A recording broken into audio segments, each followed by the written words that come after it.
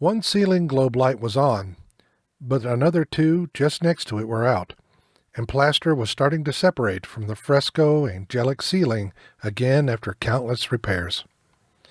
The aroma of burnt candles, incense, flowers, musty prayer books, and decades of wood polish combined to produce a heady but comforting scent. The uneven wood floors snapped and squeaked with each footstep. Hidden in various corners and niches were saints to pray to for special favors. In the choir loft, a woman was practicing on the ill-tuned organ, but she could never seem to get the notes to harmonize, much less the tempo. At different intervals in the music, a female voice would begin to strain, a more accurate term than sing, which only further confirmed that the high pitch came from the very aged vocal cords. Father Flaherty was in the confessional box, while 6 elderly ladies stood in line, some whispering and others pinching rosary beads. They turned in exact unison as the front door creaked open and shut with a bang. A man stood there. He refused to look at the altar where the red glow of the sanctuary lamp flickered.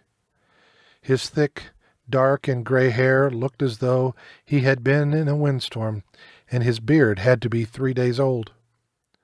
While his body was tawny and still somewhat solid despite lost weight, his appearance was dated by a half-open sport shirt and the T-shirt beneath.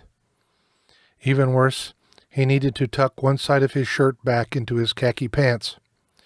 Street-worn tennis shoes finished his attire. For a moment the intruder seemed to be sizing up the situation as he checked out all the statues.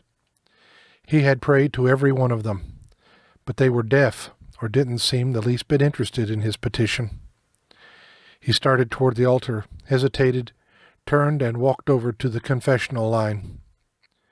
The women knew what street people were like, and he was not that. But even more unnerving was the thought, what if he is a mental case? As the inky depths of his eyes began to look them over, one woman left the file and made for the door. Then he opened his mouth and smiled, and the atmosphere became ominous. Another woman left.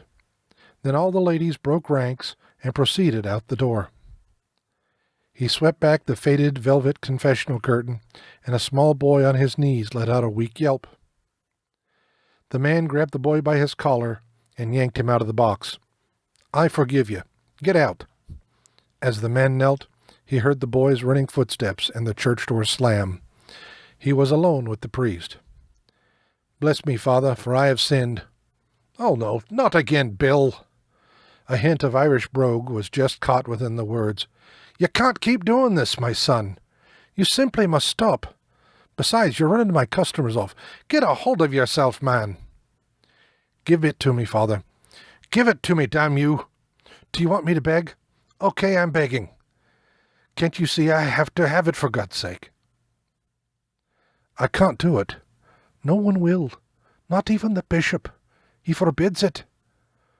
All I can do is pray and bless you, Bill." "It's not good enough. Nothing is working. It's my only hope. I know my answer is final. I do not do exorcisms. I don't know how, and I don't know of any priest who does. That's the stuff of the Middle Ages and movies. Now, is that clear, Bill? No, no, no." "You're as worthless as his church." The priest heard the kneeler creak and the drape sweep open as the man left the box. He peeked through his curtain, and he could see the man's shaking hand as he tried to light a votive candle underneath a faded plaster statue of Mary. Most of the votive glass containers were empty. The clergyman looked up at the crucifix just above the sliding screen opening to the confessional box and spoke to it. "Please let him leave." Then a loud snap and the smashing of glass were heard within the church. "What the hell?" Father Flaherty threw the half-door back, at the same time thrusting the curtain aside, and emerged from the cubicle. "How dare you? This is the Lord's house. Get out! Get out now, Bill Hughes!"